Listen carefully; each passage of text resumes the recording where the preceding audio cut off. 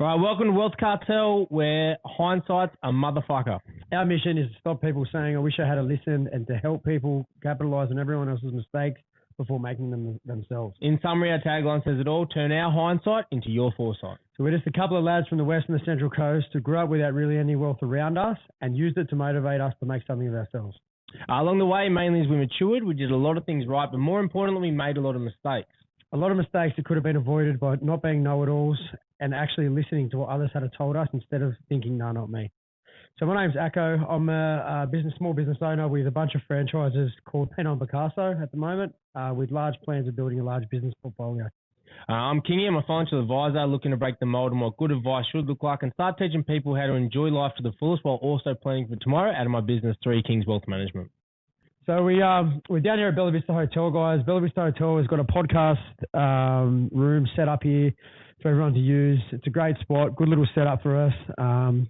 Nice little backdrop as well, if anyone's seen the backdrop. So, yeah, if it looks familiar to you guys, this is Bella Vista Hotel. Get down.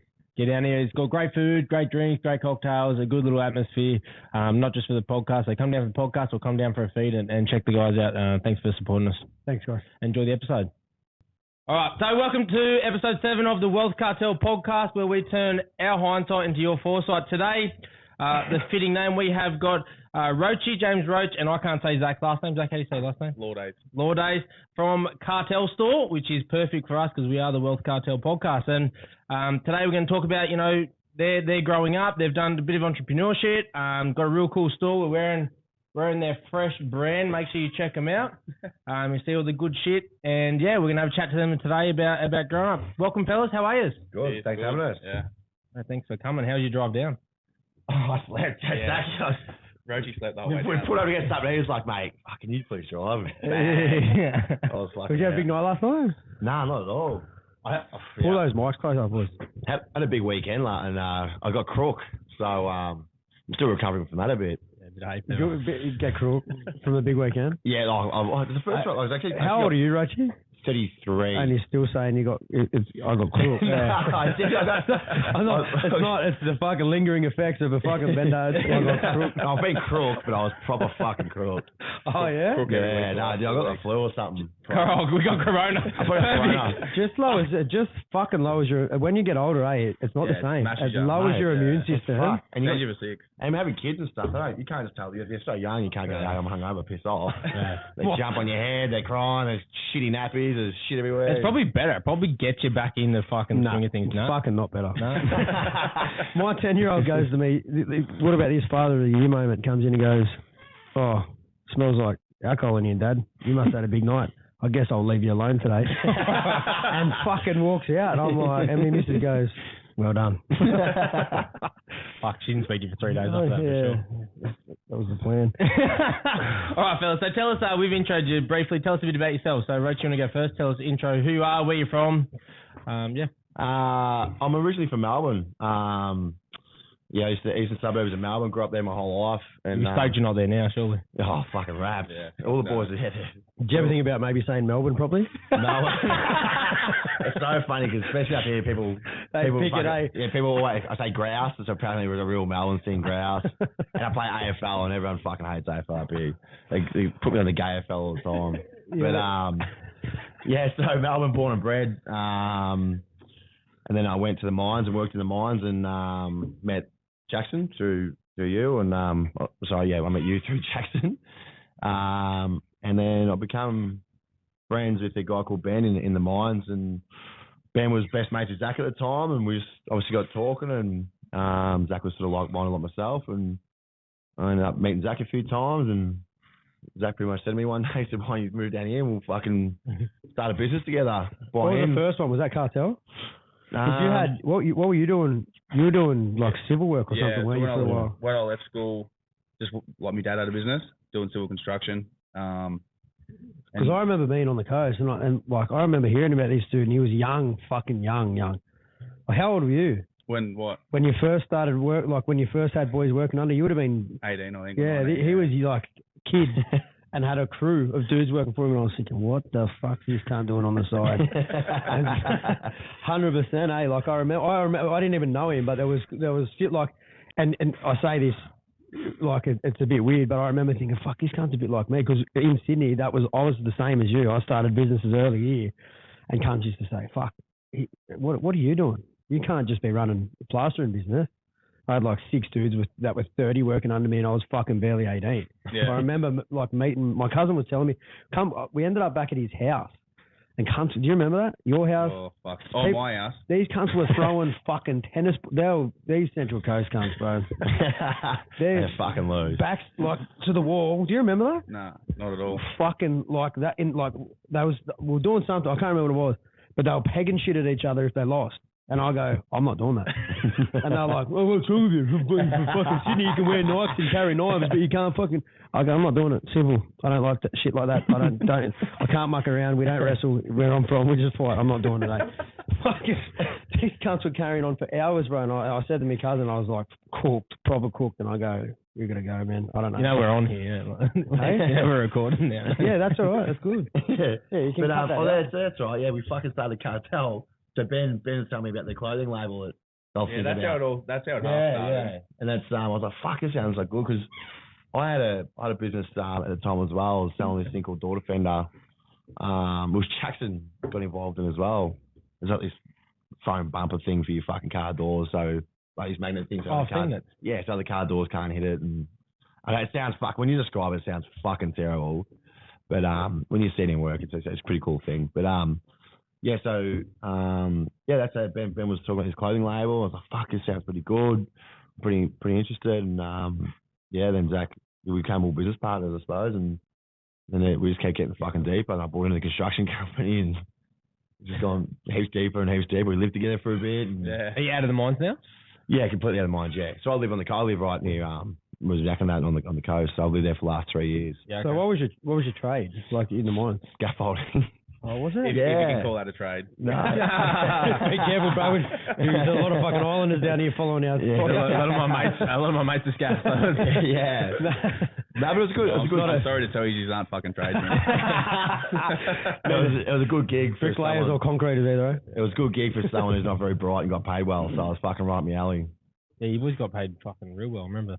Yeah. The army going. Even the TAs down there are on crack of dollars. Yeah, they are. No, but you were over in Ross Island or something, weren't you? We were in Curtis Island, and then we went to Wheatstone. What's that, WA? Yeah, it's like proper fucking red dirt, middle of nowhere. Right.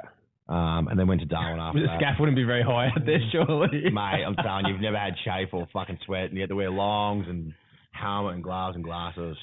12-hour days. How long were you there? I think Wheatstone for about 2 years, I think, and I think I was at Curtis Island for 2 or 3. Do you reckon it give you a good sense of like understanding that work, and you got to get it done, you know? Because a lot of people I speak to from the mines, it's one or the other. They either completely hate it, they come back and they're like, fuck that, never working again. Yeah. Or they come back and they've got drive and they're like, you know what, if I can do that, I fucking can do anything here. It's definitely not the hardest I've ever worked in my life. Working commercial or domestic scaffolding is definitely fucking heaps harder. But it's hard in a sense of grueling. It's mental, yeah. It's like big you're mental. away from your friends and family, 4 weeks at a time, see the same blokes, 12-hour days. Like Darwin was like 100% humidity. As soon as you walk to the bus stop at 4 a.m, you're fucking soaked wet. Just conditions and stuff, and then you can't just fucking finish work and go to the pub and stuff because you're 1,000 kilometres away from the nearest pub. But all my army mates here are going fucking whinge. Yeah, they're listening and going, shut up. The work was easy. The work was easy. A lot of people. I think that mental side of shit. That's what I mean. Where you get like that 50-50 take. Like someone comes back and goes, oh, "Fuck, this is easy living now. Like I can make something of myself." Yeah. Or others go, well, I've done it for 5 years. I can just do whatever I like. Yeah, when I got out of the army, the mental health in the mines was so similar to the army. It's such a similar, like, a lot of people, different. And then people think that the mental health in the army comes from war, but half the cunts don't go to war, myself included. So it's the mental health stuff is that it's getting the easy route versus part that hard work that's easy. Like the worst thing is people get stuck in that routine, earning $3.5 grand a fucking week, and they can't go back to a normal job. And some people have been there 5-10 years, and they've just still fucking snipping people for $100 here or there, or shout at Thailand misses this and that, or going, it's just you balance between hating your life and not being able to get away from the money. They can't. How many Thailand misses? Shit out there, Thailand. But I'll tell you what, that's the life lived.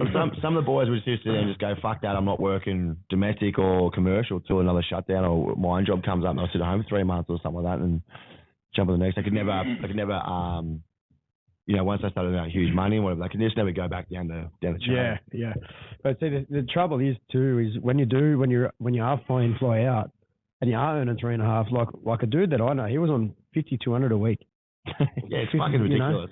And he'd do 4 weeks and he wouldn't spend a cent there. There's no block, there was no fucking nothing. And then he'd come back and he'd wake up. It was just a fucking tornado. Well, it'd be, honestly, I remember the message used to go out, Greystane's in, Friday Arvo, Greystane's in, be there. Jake McGawkey, his name was. And fucking we'd get there and it'd just be on its head. Like would have been there 40 minutes. And then it'd be coming to the end of his week home and he's like, fuck, I gotta get back and earn some money. Like he was, honestly, you do come home like a fucking tornado. And I always talk to guys about that because it's like, they get torn between earning this good money and hating the lifestyle. Yeah. But, that's why I talk to people like, you got to think about that then. And the reason you're hating is because you're spending the money. Like you're not using that opportunity to build something like you guys have. Yeah. That you can then eventually have the same money or don't need that amount of money. You have a lifestyle you enjoy and something to do. They spend what they've got on that time on cars and bullshit. Yeah. And you've got to have a reason. You've got to have a purpose, I suppose. I mean, if your purpose is to go earn $3.5 grand a week and blow $3.5 grand a week. If you earn $3.5 grand, and you spend if you consciously do it, good on you. If you earn $3.5 grand a week and spend $3.5 grand a week, there's no difference between someone who earns $1 grand a week and spends $1 grand a week. Exactly Like right. you're the same position. It doesn't matter. Some people, it doesn't matter how much they earn. They live paycheck to paycheck. That's right, and that comes down on them. It's not the lifestyle, it's not them. You know what I mean? A lot of boys go up there and they get up there and spend their paychecks or cheat on their wives and their fucking misses and the pollies and or just for fucking their families or getting ice was really bad in Bechtel, fucking real bad. They used to call it Ice Island. How did it really? Oh mate, it was fucking wild. It's cheaper. It's smoking their dongers. Because you can get smoking ice. it's about the same per thingo, but you can do less. So you get $50, you can get high. So people started fucking doing ice and Townsville was the exact same. I never realised that. I heard a lot of things about smaller towns and like what's going on now, because obviously they hit the major cities first, right? But the major cities fizzle out first too, because you got within a major city, there's more. There's more people working. Well, not only that, there's more common sense and there's more amenities to pull people away from that. Whereas if it hit, like say it hit the Cook Islands, right? They're fucked. You know what I mean? Like I was in the Cook Islands for my Papua New honeymoon. Guinea is a good example. It's just not ice. Or that, what's that? The berry, the fruit? No, that's Fiji. That fucking pink fruit they chew and it's like opium. What bullshit? What, they're addicted to it? Yeah, it's massive. Been there for years. It's free. It's PNG. We're gonna go there. No, fuck yeah, bro. Let's go through some fruit boards. So like to say the Cook Islands, when COVID was happening in Sydney, I was in the Cooks I'd just been married, and we had no idea what the fuck was going on at home. People were talking about, all I knew was idiots in Sydney were stealing toilet paper. That's all I knew. The island had told us there's some coronavirus and they were turning cruise ships away. They were like, they're not letting them on. So this cruise ship, they'd boarded cruise ships from, I don't know, Sydney, wherever they've come from. They come across, and then once they get to the island, they're being turned away from the island, because if someone gets off, and obviously the cruise ships were fucking feeders for them, but they didn't know that yet.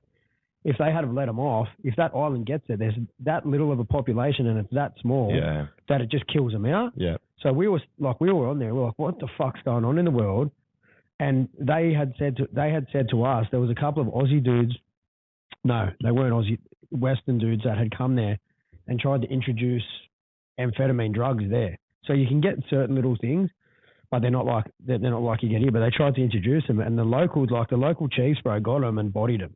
Fucking just ended him and just said, that's it, countries aren't coming on here again. Oh, that's better than the justice system here. Like they're saying, that was because you had the island, you could get boats back and forth to Gladstone, the main town. So you have an island full of fucking people that are partying. Because they could get parties. They had night boats. So they had strippers and pubs and stuff. So it was a small mining town, but this huge influx of like 10,000 fucking testosterone-filled men earning huge money, going back and forth partying. And then more money to spend on drugs, more money to spend on ice, and the whole community, Gladstone's on hooked on ice, selling ice. It fucked like the whole town and the mine side as well. It was you can people can operate on ice too. There's fucking real high operating ice, even in Sydney and stuff. So in towns like that where people can operate on it, function on it. Yeah. Wow. It's fucking brutal. Anyway, Zach, what about you? Where are you? Tell us a bit about intro about you, mate. Where are you from? Where'd you grow up? What have you been doing? Yeah, so I didn't do too well in school. Got asked to leave 2 of them. Had to start working with Dad when I was like 16, and then so Dad had a civil construction business for probably 20 years or something. What was that called? His business. Your one. My one was Zack. So when I left school, worked with him for a couple of years, and then he got a job. So I leased his truck and machine off him and started my own thing when I was 18 or 19. Started employing blokes and just built up from there. Don't play it down, cunt. Yeah. How many people? It's like one of the best stories we've heard. Yeah, So we ramped before this time last year. We ramped it right up. It was fucking because I had another business with another mate too, concrete, and then we had traffic and probably on our biggest day, probably 90 blokes on the payroll. So from what I could understand, because I had a bit of like I knew what was going on up there here because I used to watch and go, fuck, this cunt's growing. Like you could just see it. Like one day he'd be posting some shit or he'd be out doing videos. I'm thinking, fuck, that's a big job, man. Like you could just sort of see what was going on. But a business partner of mine, he runs his business down here similar to what you did. So he branched. He's a bricklayer, and instead of just doing bricklaying, he was like, "Oh, what's fucking me? The scaffolders." Yeah. So he bought the scaffold company. Yeah.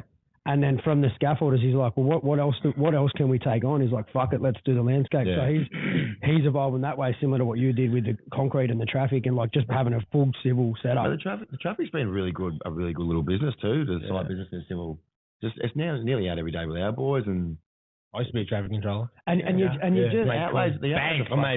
You cast it up in the but you're sort of crossing over too, like you sort of swapping money in and out of each business, and you can offset your money really well when you're running businesses into each other. Yeah. How old are you now, Zach? 27. 27. Yeah. So you've been running business for 10 years, decade, almost. Just about, yeah. Yeah, and now you've got the construction business, Cartel. Yeah. Traffic. I just opened a restaurant bar. Yeah. Just about to open that up. Because I jumped straight out of school into that with Dad. It wasn't really something that I made the decision to do. So, trying to sort of maybe get away from that a bit and do other things, test the waters. Find a bit of purpose. Yeah. Portfolio, bro. Yeah, it's cool. Something different. Something enjoyable. So when we started Cartel, we fucking didn't even know there was 3 types of cotton. Yeah. We said, fuck it, we'll start a label. And now I can fucking pay cotton, there's this cotton, there's fucking that. And yeah, we've got another mate that owns a label down here, G'd Up. And I'll go in there and he helps me with my business, with my marketing and that sometimes. He's a good dude, he like helps me out. And I go in there and he's just got fucking samples all over. And I'm going, what's the difference, cunt? He goes, this is why we can sell it, cunt, and you can't. Because you don't know. I got no idea. I just buy it. I don't know what. It is a fun little business, but it's nowhere near as fucking fun as I thought it was going to be. Yeah. Especially when it turned into a serious business. It's fucking stressful. Yeah. Especially when you don't know. So many different angles you got to. Yeah. From day one to day now, we know fucking heaps. It's a saturated market too, because you got to compete. Like my missus wants to start a clothing label. I said, as a woman, like men, I feel like is a little bit different, but as a woman, how do you go and compete with Cookai? Yeah. Like how do you do that? Like, because they're not even like high end. Like they're sort of mediocre. Like you've got that Zara. Yeah. Zara's got clothes from fucking $10 a shirt to $1,000 a shirt, and they're in Australia. And the person who owns it's a billionaire. How do you compete with that? And she was sort of saying, I like the urban style, like the chicks urban. Like she's clever. There's a gap in the market for chicks urban wear. It's not there. I said, yeah, but how many chicks are going to wear urban wear? Yeah. You know what I mean? Like with blokes, everyone will wear a Cartel. Yeah, everyone wears this. Oh, how did you get Kit Dale wearing Cartel, by the way? Kit Dale, mate, he's from my area in Melbourne. I played AFL down there. Yeah, the real football, that real fucking tough game. A real skillful one you guys would never have played in your lives. Yeah. Skillful enough to run 30 Ks in a game. He's from a place called Coldstream, but he used to play footy there, and his brother still plays footy there. He's a really good football player. He's the funniest bloke. Yeah. Who is this? He's one of the best Brazilian jiu-jitsu. Yeah. He's an Aussie that lives in America, Brazilian jiu-jitsu. And he's kind of like a social media sort of. He is. He created a system like that he sells now that it's about not drilling. It's a faster way to learn BJJ. He's like one of the fastest black belts in recent history. Like, champion. Yeah. He's also I think, maybe a world champion or something. Yeah, multiple. I think he got his black belt in like 3 years, I think it was, or something. But he's just a funny fucking guy. And he's an actor. He's in a movie as well, right? Yeah, that's right. And his brother directed it. His other brother. His older brother. It's a cooked movie, but yeah, it's pretty funny. But see, the good thing, and that's the good thing about Cartel is like blokes like Kit Dale, mate. You have Paul Gallen wearing it, Dukes. A lot of but we don't jam it down anyone's throat.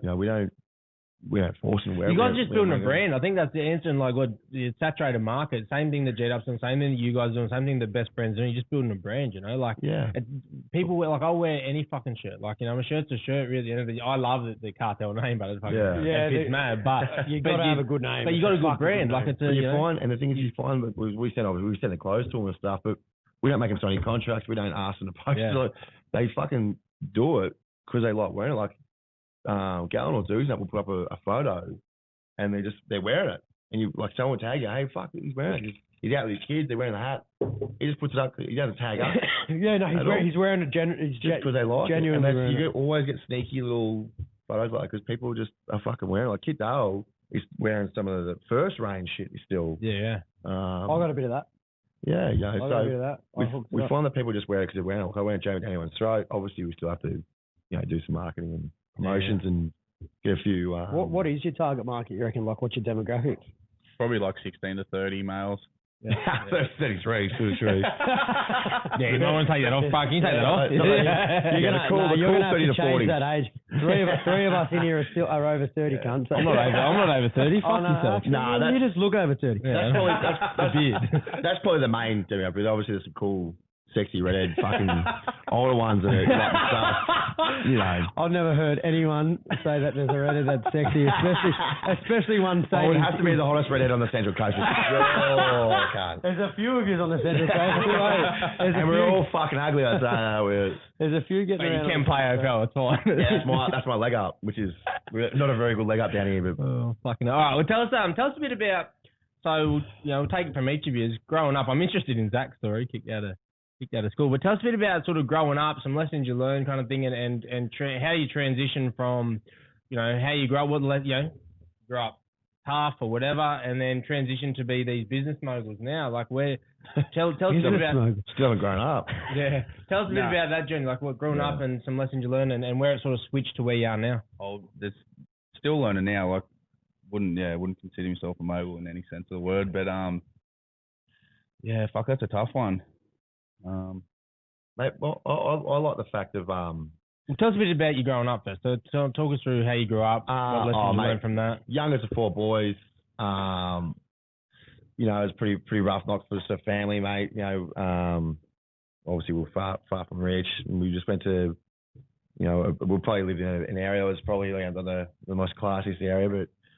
Growing up, welcome to the club. We're from Blacktown and Mount Druitt. It was rough and tough, and mate, I've been the youngest of 4 boys. I was a class clown, and when you go to school and whatnot, you're hanging out with your mates and stuff. And the thing that shoots me out of school, the system is, because you're not good at school, and you're not going to university, they'll just say, no, you're fucking dumb, you're useless, you're fucking nothing, you can't like a fuckwit. Really deep down, I was kind of being mean today. they weren't wrong. No, but I was. But I knew deep down I was a hard worker, and I was smart. And other things like, mate, I was really good. I was really good at speaking to people, and all that sort of stuff. And I was a really hard worker. I used to hate that in school. Like I remember teachers fucking shingling me out. I thrive on that shit now. You mean? Well, I thrived on it then. I reckon you thrive on it subconsciously without realizing what's going on. Because I remember thinking, still now I think, fuck, I wouldn't mind going back there and have a chat. That's so funny, son. That's just saying that was my drive, and you're just like, why the fuck wouldn't they just go, listen, mate, you're no good at this, you know that, you're a class clown, but you fucking in woodwork you did well, and they should have just. They need to nurture what you're good at. So saying they're not going to uni, you really fuck up. Well, fuck you, can't. Yeah, school means fuck all. So when I got a job, outside of school, I always thought, I'm going to take this guy's job as the manager or the boss or whatever. And and just work up. And we're in the mines. So you took that and turned into a bit of a drive where some cunts can take that. You know, like we said, everything's how your perspective or how you take it. You know, you could go the other way and be like, I'm a piece of shit. I'm not doing nothing. Yeah, well, exactly. Life, you know? Well, the mine job, it was first mine job I ever got. 6 months. I was fucking one of the bosses with Jackson. Well, that's we speak about that heaps. It's like either like the key to life is to either be the boss or the best employee, one or the other. You know what I mean? Because if you're the boss of the business, obviously, and like even a lot of bosses aren't doing as well as their best employee. Yeah. Like a lot of people throw off this perception of how much money they're making or what the business is making, but not many people understand how hard it is to run one. And like, you know, first 2 or 3 years, if you're pulling a wage, you're probably doing the wrong thing. Like people don't get it. They don't understand it. You got to be willing to. Whereas if you're the best worker in the group, like say you got 90 people working for you, if you got one worker, he's the best. He's generally on a cracker. Yeah. Like if he's got 90 blokes under him, he's generally earning a fucking good wage that most people can't earn running a business. Yeah, that's right. So I think that's important. For a lot, most of the time, your best employees on more than what you're pulling. 100%. Yeah. Yeah, sure. So what about you, Zach? What about you growing up? What was it like? And well, eldest of 3 boys. Dad had a business. Like we never went without, but we were never rich. Asked to leave one school, went to another, asked to leave that one. Had to go to work. That's a quick timeline of fucking. Fuck, I just want to sit home. I gotta fucking work. Played footy all my life. Wild, eh? Yeah. 6s to 16s there, a bit of senior footy as well. You learn a lot playing footy. Team sports is good. Yeah, I feel. Bit the same as James, but at school, like I never did that well. I was really good at school, like maths and science. I aced, but I just never applied myself because it's fucking boring. Yeah, I don't know. It didn't tickle my interest at all. But the people skills and I probably got more EQ there than I did IQ, which I feel relates better to business anyway. You got to be able to talk to people, be able to work with people. And we had a dude on here a couple of weeks ago, Charles Joyner, and he's a lawyer turned fighter. And this dude, like, he's got his bar, he went, studied, fucking passed, and then went, I don't want to do this anymore. I want to kick people in the head for a living. And, like, when we spoke to him, like, education was really important to him and his family, but ultimately that wasn't where his passion was. Yeah. But he understood that, you know, because he was a clever dude too, bro. Like, we were talking to him, we were just looking at this kid like, fuck, this cunt, so advanced. Yeah. But I think everything sort of that's going on with everyone we interview, and even once it gets to this stage before we even know too much, it's all the same. Everyone's just got the same drive. Yeah. Everyone's like, I'm not fucking losing. Yeah. And that's literally the same. Like everyone's got the exact same thing of, like, he said he didn't mind school. He didn't like going to uni. He didn't like what he was studying at uni, but he was like education wise, he didn't mind it. But he just knew it wasn't for him and he was just going to succeed. And you boys, I fucking hated school. I don't know about Ryan. I think Ryan was pretty good at school. Yeah, I was good, but I got bored and then I ended up fucking dropping out halfway through my HSC and just going fishing and surfing every day. I still passed. That's a central coast. I didn't have that luxury. I had to go to work. I still worked. During school hours, I was surfing. It was dad's fucking foot right in my ass. Is your old man strict in regards to like fucking that's it? You know, you're done your dash, can't get to work. Yeah, sort of thing? With that. Even when I got suspended from school, I had to go to work for free. Yeah, I wasn't allowed to sit at home. Mate, when me and Breezy got suspended, I was like, fuck it or whatever. Let's get to sleep in tomorrow. Dad, when I was out early as fuck, goes, don't you fucking think you're doing nothing all day? He gave me like a list of shit to do, and you had to do it, otherwise you were coming home to a flow. So is there any moment in both of you, we'll take it from each of you, that you can reflect on when your mindset kind of shifted from, you know, you grew up, you're both little rebels or whatever you are, you went through, was there a point where you kind of can pinpoint or moments that you remember where you sort of can figure that you turn that into drive? Like, is there anything you can think, maybe from your parents? Yeah, I can only just thank me mum and dad. My mum had a hairdressing business as well, so I grew up seeing that, you know, working for yourself was the go. Yeah. So it was just instilled in me. I couldn't tell you one specific moment, but the drive's there. Yeah. I can probably tell you the rough time or what was happening in my life, and that was when I was scaffolding, and I was playing football. I was playing like elite football. It's local elite football. It was a really good league. Yeah, but anyway, Stop calling it football. Stop fucking saying that about fucking. And I had fucking shitloads of friends, and I loved being the party animal and whatnot. And I just gave it all up. I think it was even during the footy season. I just stopped playing football to work in the mines because I had a dream of just breaking that cycle. I wanted more. I wanted better. You know what I mean? Sort of thing. So I think it was around that rough area where I was just going, fuck it, I'm gonna have a go. And I had to do that. I probably had to go away. Like I was still saving. I was living an alright life. I was pissing a lot away on partying and maybe giving a fuck more what people wanted of me, or not putting everything you're doing into what you wanted. No, exactly right. When you go away like that, you just got time to reflect on yourself. Yeah. And I was lucky enough to do it with Jackson. He was a very calm head. You grow up a lot, eh? You grow up a lot. You do. Like, You do. Yeah. I mean, I never worked away in the mines. I worked away a lot, but like across Australia, like we did NZ, we did, done sort of all over Oz.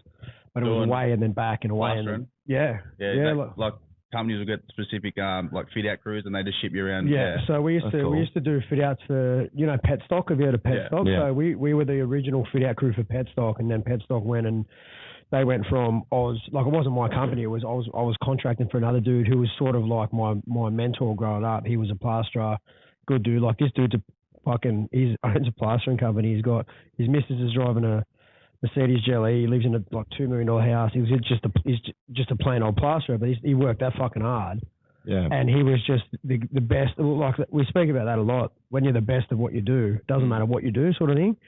So I sort of followed him. We were the first we went to NZ and they were building these. It's hard to explain. Are we live, It's hard to explain. So what they were doing was like with the pet stocks, they were factory, but you fit it out. So it was like pet shop, and then you've got like your vet, and then you've got your bathing and grooming and shit. Yeah. So it was a fit out, but they used to get these monster factories, bro, and we had to build steel fucking walls to dissect them, and it had never been done. Yeah. Like no one had ever built a wall that high. And they're like, oh, we need it certified. And we're like, it is fucking certified. It doesn't exist. Anyway, we figured it out in Australia. It was all good. We went to NZ, and they're like 10 years behind when it comes to like your steel and all that sort of stuff. So we were using old school steel, heavier steel. Like, it wasn't the new school stuff. We sort of got certified in that. And then there was only two of us. So when we come back to Oz, we were a little, well, he was anyway. And then he used to palm me the smaller jobs. Like, we were certified. We used to do only that. Yeah. And everyone else used to contract underneath us. And that was sort of my start, bro. Like, he was a clever dude, business wise. Like, he was the same, but kicked out of schools, fucking red. He was from Toongabbie. He grew up Toongabbie Housing Commission. Yeah, it's probably a disagreeability thing. Like, if you're disagreeable, you're not going to be good at school. But then that's a personality trait that works well for business. Yeah, 100% it is. Yeah. If you're a pushover, you're not going to make any money in business. Yeah, there's nothing wrong if you do have a drive to be a doctor or a nurse and you want to go to school and go to university and stuff as well. But I think to be a doctor or a nurse, you've got to be conscious earlier. Yeah, like with people like us, it wasn't until 5 years ago, even less, 4 years ago maybe, that I actually become conscious of what I wanted to do in life. You know, and I had businesses and that going, but I wasn't conscious of what I was doing with my money. Yeah. And then I met my missus and I've got a couple of stepkids and then had my son. And once all that happened, I was like, fuck, I can't, my mum never owned nothing, my dad never owned nothing. And I was like, I've got to fucking own shit. I can't be doing this. So I was sort of the opposite, but what are you videoing? You fucking your head. All right, so boys, tell us. Let's go. We're going to go into this a bit more in depth in a minute, but we want to know a bit about looking back. So we're going to start talking about the hindsight stuff, right? So looking back, what are some of the big things you did wrong or did well? I know there's going to be a lot, but what are some of the things that if we need to make it clear that we still want people to learn the hard way, learn their lesson, right? But what we're trying to do is we're trying to give them the idea that when something happens, they can have an open mind to think about it, so they can maybe learn the lesson before doing the hard yards, right? In some instances. So what are some things you did well that you can pinpoint? I did this really well. I wish I'd keep doing that, and some things going back that maybe you'd switch around and change. We'll get more into the specifics around money, lifestyle, but just in general, just some actions or personality traits or anything like that. The one big one that comes to mind for me is personal guarantees. When you're young, mate, it's so funny when throwing them out, they don't mean nothing. Be you're careful. signing personal guarantees. Yeah, even with like commercial leases, commercial loans. Well, you got to be careful when you're young. You don't give a fuck, but you know, if things don't go pan out the way, you got to have the exit plan, and you got to those things will fucking haunt you if you don't. Yeah. Did that happen to you? Yeah. We just fucking settled one of them just not long ago after 3 years. That's on a commercial lease. It was like the cartel. So it's about doing things maybe naive, not stupid. We probably just didn't put enough research into it. We were just very excited. Yeah, it was more money than planning. There was a lot of red flags, and we just kept going. So this is when we had the Cartel Store. So we had the label, and the idea was to build a store. And we just signed a ridiculous lease that was way too much, probably in an area that really wasn't. What sort of lease were you signing? Like, what were the terms? Five, that's fucking. And personal guarantee it. Right? We signed 12-month leases with 2 and 2 options. Yeah. Fucking. Yeah. Well, this is like one of the only places we could get at the time or something like that. It was really nowhere near walking traffic. It was more like a go-to joint. It was such a new place. Yeah. And just we spent a fuckload of money getting that joint, and we spent a fuckload of money fit out. Just bullshit things. But that's a big one too. If you can bide your time and wait, a premises will come up that suits you. Fit out. We're just excited. If you're stepping into a new place with a new business, I would not advise. I would wait. Like this restaurant, I bide my time. I've started a restaurant that will probably turn over 3 times what Cartel could and spent less than half the money to get it. Yeah. And it still haunted us. So we we fucking personal guaranteed that 5-year lease, and we left early because the one thing too, we just kept, there was red flags early, and we just kept going and going and going. It was just, we should have just fucking we were persistent. I'll give it we that. were. That's a good thing about Zack. But it's probably a good. And I don't mind closing something down that I've given 110%. So when the store went, I could not give a fuck because I tried 110% to keep it. But we kept the label. If you go like Zacky's, we've had other owners in there now that aren't in it, and people have jumped ship. Zack and I fucking believed in the label, and we still do. And it's been dead set blood, sweat, and tears. Probably more fucking tears than anything. And like we just fixed something up fucking 4 months ago or something from the personal guarantee, but we stuck at the brand because we believed in the brand. So that didn't work. Little inside tip: just get a solicitor involved. Yeah, no, I'm the master commercial lease negotiator. No, I am a solicitor when it comes to that. Yeah. I reckon I've done. Would have been 15 of them now, I reckon. Yeah, but even the civil one, the shed we had before, we getting fucked in the outgoings and stuff. Just silly things that. Yeah, a normal person wouldn't know. Yeah, like you'd never know. Like we have 9. Yeah. And like I had no idea, bro. But one of our shareholders is a solicitor, so he looked after all that sort of thing. Just you don't believe if a fucking thing says lease $350 a week. It's not. You fucking outgoings. You got to pay 3 months fucking bond up, and you're locked in there. Well, that's where you can negotiate. That's all the shit. Yeah, but we used to especially the store, we were so young, and not that young, but it was still 4 years ago. That's rookies, amateurs. Yeah, we were so excited to just nah. Let's just get in there and let's get it all work. And yeah, you are young, like in a sense of owning a clothing store, and like there are most people that become successful are young as well, but majority of people fail. But you have to fuck up to learn. So now the only reason we are now good at getting leases or opening shops or fit outs and cheaper ways to do it or get someone to have to pay for it. Yeah, but see, this is one of those lessons that we want to pass on. Like, if you didn't have to make that, we would have done it again. We've done it again. No, like somebody listening to this now, they're going to look into that further than what you did. Don't be gung ho. Wait, bide your time. You think getting a professional's expensive, you get an amateur to do it. You know that one? Mate, well, yeah. And just bide your time. But so with you, like what you took out of that, I mean, obviously personal guarantees is a massive one. Silly. So I've been advised by our solicitor. We're not fucking. We're going to get 9 shops, and we're going to get every one of them without a personal guarantee. Yeah. We've just had to sign a personal guarantee. There was no way we could get the shop. Some you do. But it's just the landlord, the company owns it's fucking preference. Like you can. I have got one. I've got them before without one. The restaurant I got one without one. I guaranteed it with another business, but. We've got like 6 without guarantees at all. Yeah. So, but in saying that as well, you then pay like a higher upfront rent price. Yeah, so we know that. So like you offset your risk with your whatever you pay. But I think it's very well worth paying more money now than having a fucking $100 grand cloud over your head. Yeah. Sure. Especially something too. It's just insurance, basically. You're Like paying a bubble. premium. It's like a bubble on a 100%. lease. Yeah, that's exactly what it is. Especially on It's something you don't know insurance. if it's going to go well or not. It's not like you've opened a McDonald's where you're fucking guaranteed profit. We just went so hard at something that we didn't even know it was going to go that well. And like when you started Cartel, there was other business owners, there was other shareholders. Yeah, there was maybe. There's. It was just Ben, me and Ben. Yeah, that's right. It was too. And one of my mates bought in when he bought his shares. He's like a solid partner. Yeah. Yeah, Cool. Yeah, he's from Sydney. That's I met him in the what I want to try and do. I want to try and have like these businesses are ours, but I want to have fucking as many businesses as a silent partner as possible. Yeah. Have a share in stuff no one needs to know about. That's my aim. Yeah. I can portfolio privately. Yeah. And fucking they can know about the Pinot and that's it. Yeah.